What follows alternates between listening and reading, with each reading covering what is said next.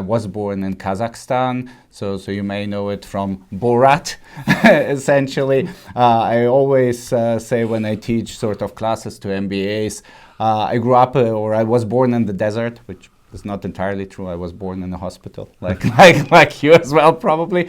No, but when I was quite young, when I was 6, we actually migrated from Kazakhstan to Germany because there was sort of a scheme where people with sort of Jewish heritage could migrate back into the country. So I actually grew up in Germany. I went to school in Germany, did my undergraduate, my postgraduate education in psychology also in Germany, and also did my PhD there.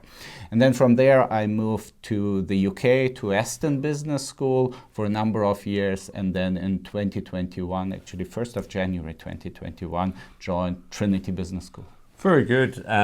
So just a point there, because I think that that background is quite interesting, and I mean I was in Germany in the early 2000s, and I'm familiar with the fact that there was a lot of German people or German blood people, I think, who were coming back or coming to Germany in the early 1990s up to 2000. I think up to 3 million people. But I wasn't aware that this had extended to people of Jewish origin. But in any case, like that trip at the age of 6 or 8 must have been like quite a journey, and quite stressful, I would imagine. Yeah. I mean, you mentioned stress, and it's interesting because at that time, I mean, sort of children were not necessarily told about everything what's going on, and I think what I can remember from that time actually is that sort of my grandparents used to pick me up from school. And on one day, sort of, then my parents in the evening picked me up after work, and then my grandparents were very, very sort of, there was a heartfelt kind of farewell type of thing, and I didn't understand it. And then next day, we ended up going on the train from Kazakhstan to Germany, which took us, I think, roughly 5 days through Moscow and so on. Suddenly you end up in this completely new country that you don't know, and my parents didn't speak German, I didn't speak German. And then I remember the first day at school, so I go to school and sort of sit there for the whole day and listen, and then I go back to my parents, and I still remember telling them, why does nobody speak Russian here? And this was kind of when I realized, okay, now you're in another country, and then you have to adapt, and then you have to learn the language, and I think I have sort of a skill to learn languages, which made it kind of possible for me then to sort of go through the system a bit smoother. Yeah, and actually that notion of adaptation, I guess, is at the heart of your research. This notion of self-regulation, which I think is linked to adaptation. So maybe let's move on now, and maybe you can tell us a bit more about what is self-regulation, and if those earlier experiences actually have triggered your interest for such a topic. Great question, and thank you very much, Laurent. So essentially, self-regulation is what Trump doesn't have. That's kind of it in a nutshell. No, but to be a bit more serious, self-regulation is basically a cognitive skill or a cognitive ability that allows us to control our impulses, our emotions, our motivation, that allows us to pursue long-term goals and not be distracted by short-term desires, essentially. And as you rightly mentioned, it has a lot to do with adaptability, because essentially to adapt, you need to change your habits, for example. You need to sort of adjust your behaviors to the context. And this is what self-regulation allows us to do. So it allows us to sort of interfere with our automatic cognitions or cognitive processes, and then sort of to go in and to more deliberately sort of engage in behaviors, emotions, cognitions that fit with the situation. And so, just to be a bit more pragmatic, like this, how does this concept then relate to the workplace environment? Yeah. And like, what are the concept of self-regulation? How does it help us to understand how people behave in a work environment? Can you elaborate a bit more on that? Yeah, or give us examples? Yeah, absolutely. I mean, I think we have experienced quite a drastic shift in the way we work, especially in developed countries, which is actually that we have moved much more to a service-oriented economy. So we produce less, we do less manufacturing. A lot of the manufacturing is done actually by machines.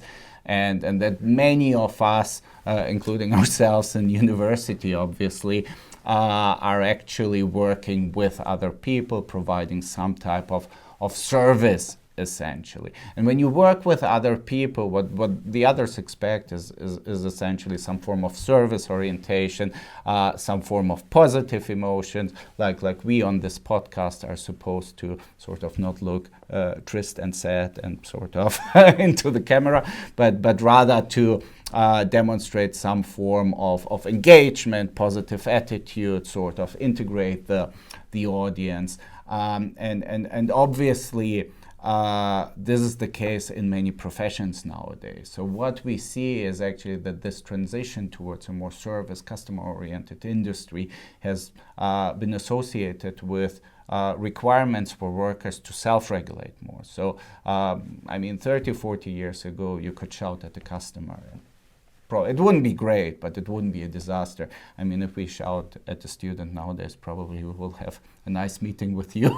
Well, I suspect, that the student will complain to the appropriate authorities, and that yes, eventually, we will have a meeting or some type of meeting at the very minimum will be conveyed. And maybe to jump in, I mean, I don't know how your university education was, but if I remember my professors, for example, and I mean, it is a while ago, but not too long.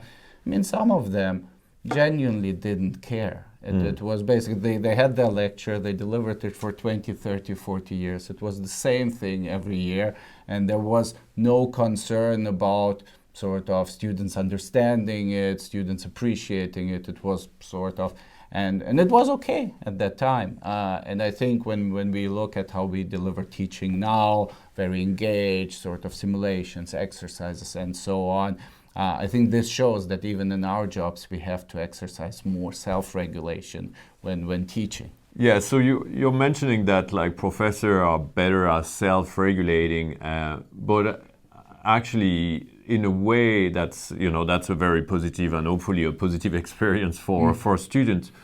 But if you think of it like from a work point of view and maybe go outside of like or profession, but for real people in other type of organization, this idea of self-regulation, this idea that like the flexibility and the adaptability, the onus is put on the individual worker. So on one hand there is this notion that in the modern world we're very flexible, and therefore this should put like more freedom to the worker and like constitute an important element of their well-being. But on the same time, it seems like a level of stress has been put on the workers. So can you explain this shift and what it means for individual workers? Yeah, absolutely. And I think you have a great point with sort of the increased flexibility. I think if we look at the COVID pandemic, for example, we see that there is much more remote and hybrid work arrangements, so people have much more autonomy over where they work and potentially when they work. Of course, not in all professions, but in quite a few professions we see increases in that, We see advances in technology like smartphones, emails, which again allow us to sort of be more flexible in terms of when we answer, how we answer, so on and so forth.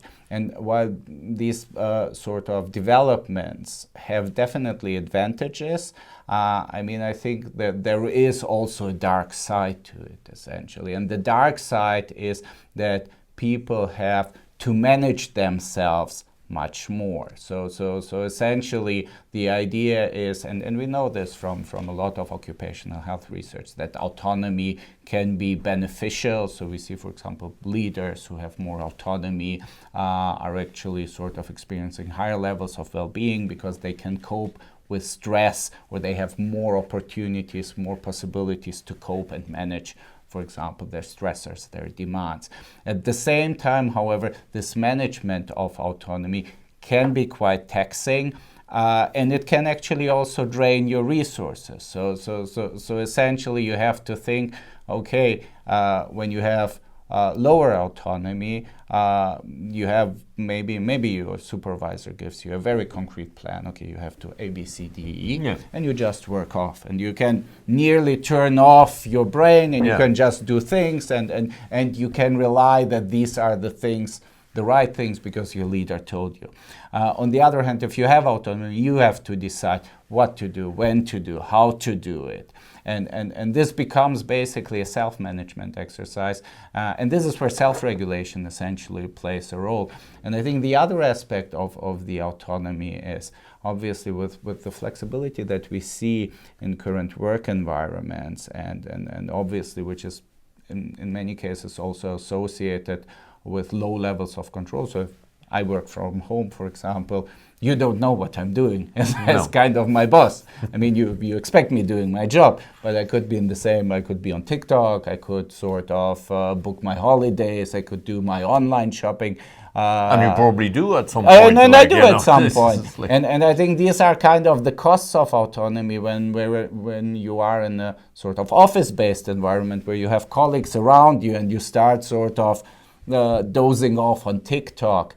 It's sort of the environment sort of helps you essentially to self-regulate because you have more options. This is also one of the reasons why students actually like to go and learn in the library rather than sitting at home, where they could also learn, because they have a context which constrains their options and which helps them basically, or takes away the requirement for them to self-regulate themselves, to invest resources themselves, and basically it's managed through the context.